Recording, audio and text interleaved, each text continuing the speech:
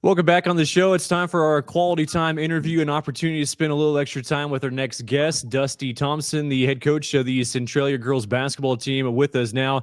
Coach, for you, I mean, you get as you dive into the season, like what was the, I guess, I don't know if you want to call it the off season, but what was that like for you as you just kind of mentally prepare yourself for the start of another year?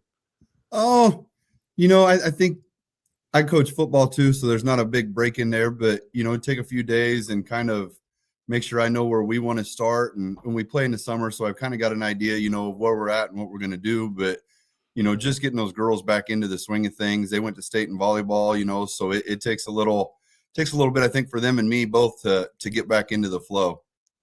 What are you looking for during the summer? So, like, what are some of the things that you're trying to figure out during the summertime? For us, like this year especially, we lost Owen. She graduated, and Tatum and Isabel and two other seniors there, and just finding a rotation on the floor that we thought would work, and getting girls in some different spots. And I tell the girls every summer that if you go into the summer, you go into the season thinking that your role is going to stay the same, then you're probably not going to play a whole lot, and we're not going to be very good. So we spend a lot of time, in the summer trying girls in some different spots, letting two or three of them play the point, letting a couple of girls that are in between there play some post as well, and work on some things and see what we've got moving forward.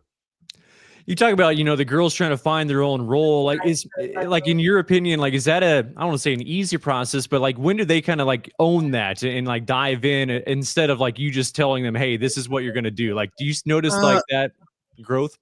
Like for us, we've played this year. I've got a senior that's played since she was a freshman. I've got four juniors that have played since they were freshmen, so like I said, it's not necessarily trying to find something new. It's just finding a way for them to understand that they've got to add into what they're doing and what's going on, throughout the course of the season if we're going to be very good by the end of the year.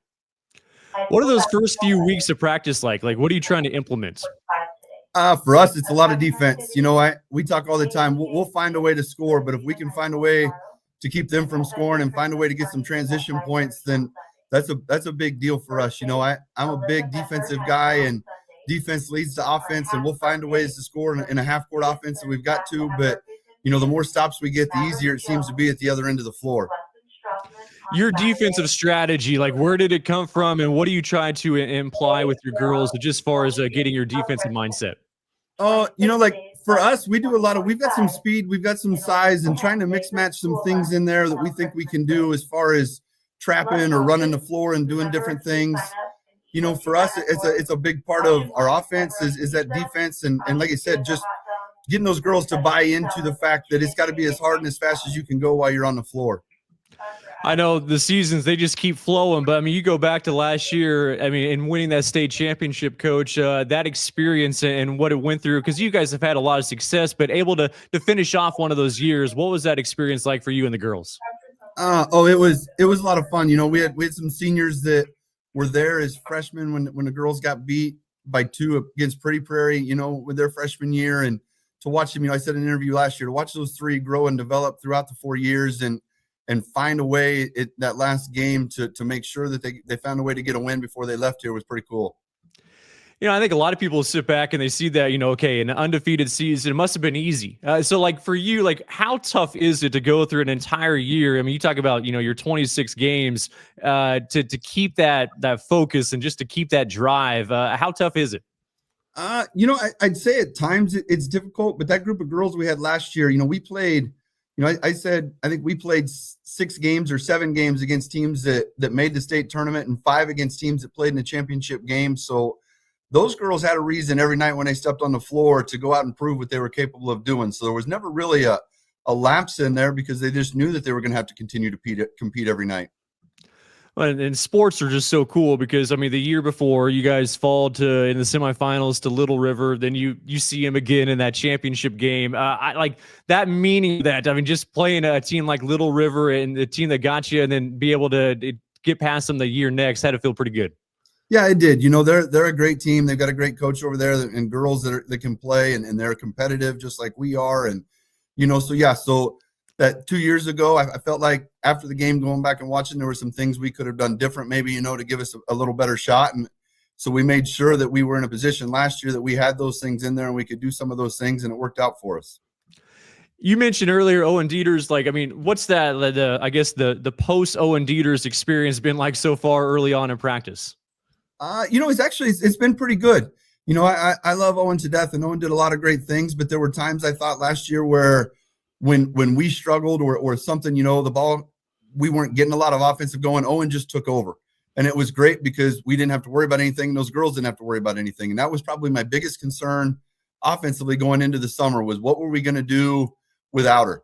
And I told the girls when summer was over that I thought we had a half dozen girls that were willing to take a shot with 3 seconds left, but I didn't know that we had anybody that was going to, beg for the ball with 3 seconds left. So to watch them, take that to heart, I think a little bit, and the way practice has started and, the way those girls have come out and competed in practice, 10, 12 deep and worked on things and communicated through things and stuff. It's been pretty neat to watch.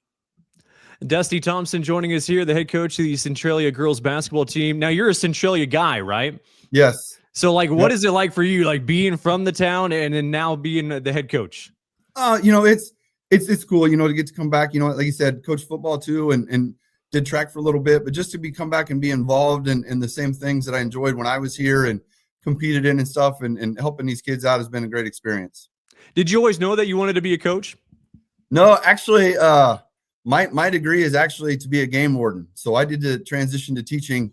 I went to school. Most of my college started to be a teacher, and then I switched majors, and then that transition to teaching program come out actually the year I graduated, and the following year I got a phone call about teaching, and I've been here ever since.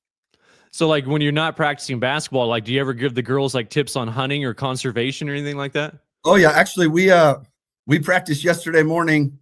No, today's Friday. We practiced Wednesday morning, so my daughter and I could go Wednesday afternoon, and then we come back for practice Thursday afternoon. So yeah, so they get things all the time.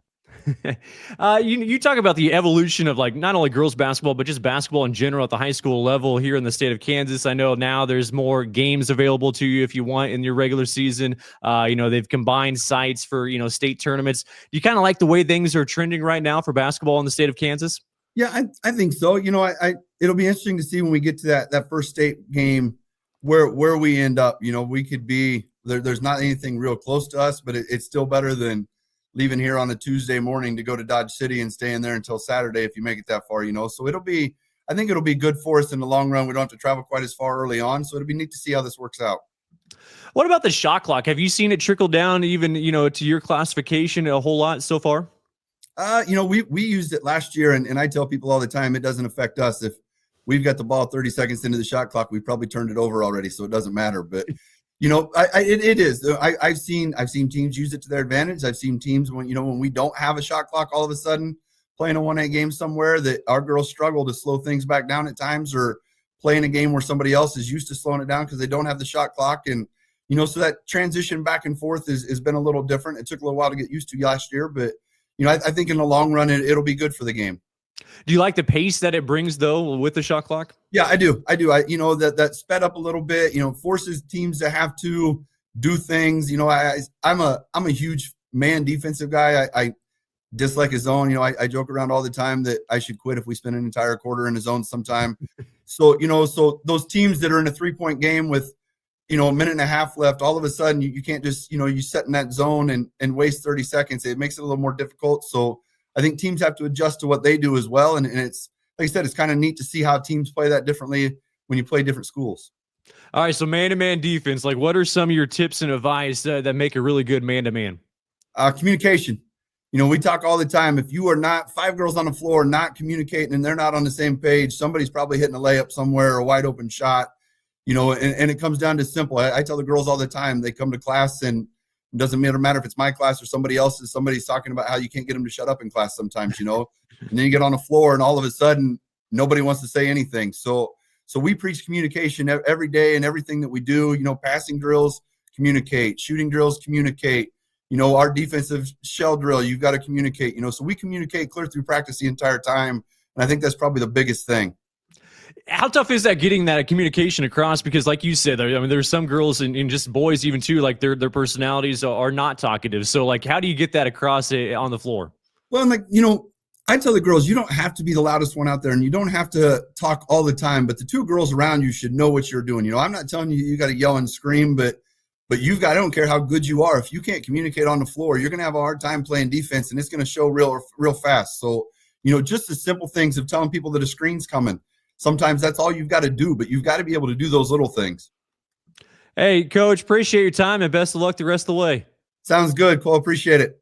That is Dusty Thompson, the head coach of the Centralia girls basketball team, and that'll do it for our quality time interview.